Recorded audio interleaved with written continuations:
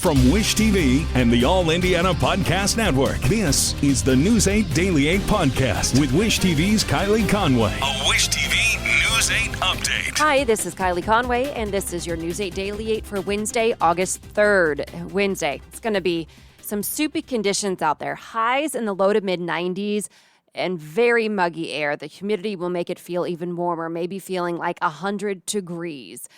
And police confirm an early morning shooting left one person dead. It happened about 4:30 this morning along the Marion County-Hancock County line.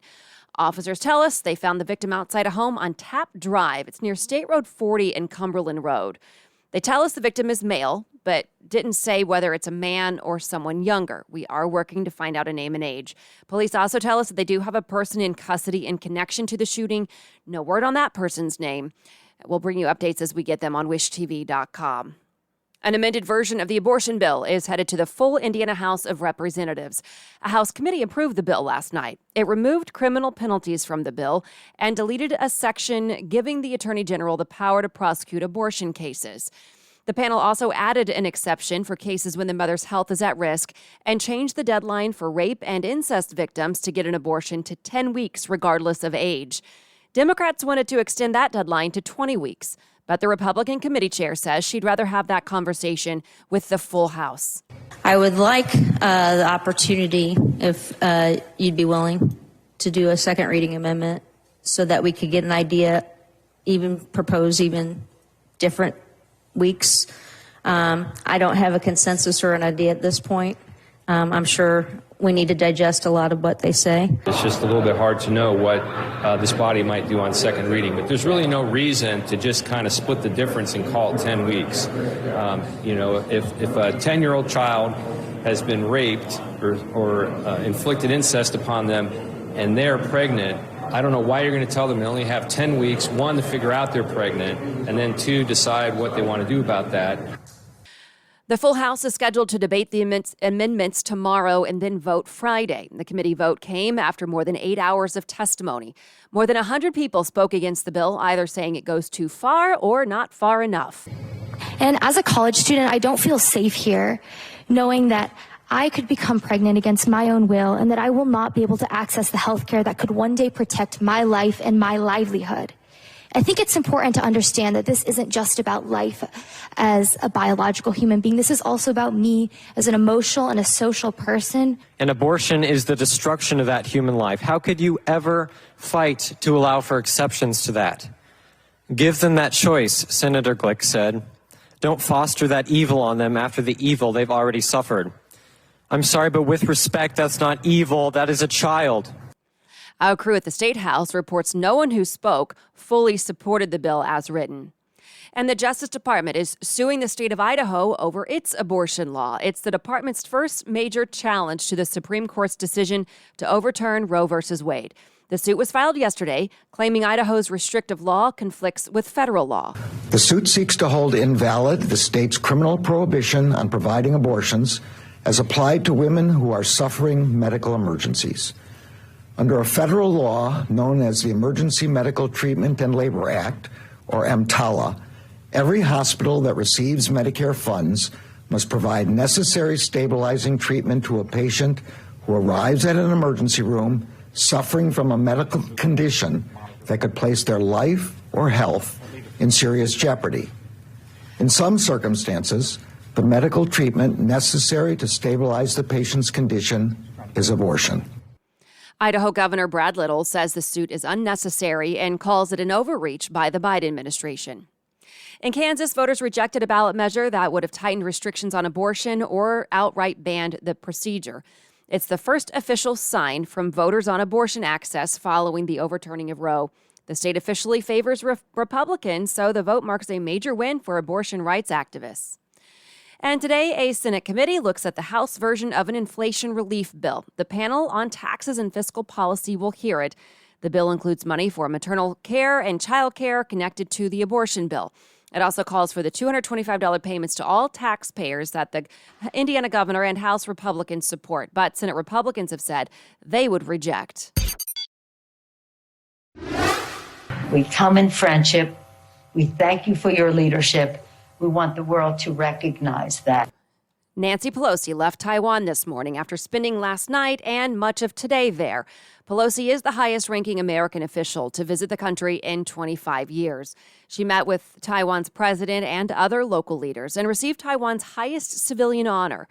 Pelosi made the trip over objections from China, which claims Taiwan as its own territory and opposes any engagement between Taiwanese officials and foreign governments. Pelosi says the visit signifies an American commitment. In response to Pelosi's visit, China's government issued a series of statements critical of the visit and announced several military exercises. And today, Paul Pelosi, the Speaker's husband, is scheduled to be arraigned on drunk driving charges stemming from a crash near their home in May. California law allows prosecutors to decide whether to pursue such cases as misdemeanors or felonies. Prosecutors say they went with a misdemeanor charge to be consistent with similar cases in the past. Paul Pelosi does not have to appear in court for the hearing and can have an attorney in his place. Former President Trump White House counsel Pat Cipollone is being subpoenaed by a federal grand jury. That's according to a source with CNN, who says the subpoena is part of the grand jury's investigation into efforts to overturn the 2020 election. Cipollone testified last month with the January 6th House Select Committee. In his testimony, he agreed with other Trump officials that there was not sufficient evidence of election fraud. New court filings reveal the Department of Defense wiped the phones of key officials at the end of the Trump administration. Watchdog group American Oversight filed a Freedom of Information Act against the Army to obtain January 6 records from several officials. Former Acting Secretary of Defense Chris Miller, former Chief of Staff Kash Patel, and former Secretary of the Army Ryan McCarthy were among them. Those three were involved in the decision to send National Guard troops to the Capitol. American Oversight is now asking the Department of Justice to investigate the destruction of those records. A bill to expand health care and disability benefits for 3.5 million veterans is headed to the president's desk. The Senate passed the PACT Act yesterday. The millions of veterans are specifically those believed to be suffering from long-term health issues after exposure to toxic chemicals from burn pits. Last week, several Republican senators tried to block the bill over funding concerns. The legislation expands access to health care through the Department of Veterans Affairs. It also requires the VA to assume certain respiratory illnesses and cancers are related to the burn pits without veterans having to prove that connection to receive disability payments. And President Biden has vocally expressed his support for this bill. One of America's great voices is now silent. Hall of Fame sportscaster Vince Scully has died. His velvet tone, lyrical descriptions, and sense of the moment made him a summertime staple. And his full-time job calling the LA Dodger games and during decades of national baseball, football, and golf broadcasts. He was the youngest person to call a World Series game at 25 years old in 1953 and was the oldest broadcaster in baseball when he retired in 2016. Career highlights include calling Hank Aaron's 715th home run, Kirk Gibson's walk-off World Series winner in 1988, and the catch that won the 49ers the 1981 NFC title game. Vince Scully was 94. To business headlines, demand for workers fell in June to the lowest level in 9 months. Despite decline, total job openings remain well above the number of available workers. U.S. household debt surpassed $16 trillion for the first time ever during the second quarter, according to the New York Federal Reserve. Even as borrowing costs surged, the Fed said credit card balances increased by $46 billion last quarter as Americans spent more due to inflation. The biggest shopping mall owners in the United States, like Simon, say retailers are still forging ahead with their plans to open new stores in spite of growing recession fears. Retailers in the U.S. have announced 4,400 store openings so far this year, compared with 1,900 store closings, according to data from Coresight Research. Retailers pushing to snap up limited space and popular online brands are looking to expand. Online search volume for Sell My Home Fast spiked a whopping 2,750%. The spike higher happened just after the GDP number showed negative growth for a second straight quarter. Meanwhile, search volume for What Does a Recession Mean for Me also spiked a massive 1,900%. And the younger generation may not be as into dating apps. Match notes that people have moved past COVID lockdowns and re-entered a more normal way of life, but their willingness to try online dating apps for the first time hasn't returned to pre-pandemic levels. Tinder, which is owned by Match, also is dramatically scaling back its ambitions to offer dating in the metaverse. And finally, it's the first full week of the State Fair, And you could go for half the price. If you bring a printed or an electronic voucher from the BMV website, you can get 50% off admission. Gates opened at 8 o'clock this morning. The Midway opens at noon. And tonight, Shaka Khan will take the Hoosier Lottery free stage at 7:30.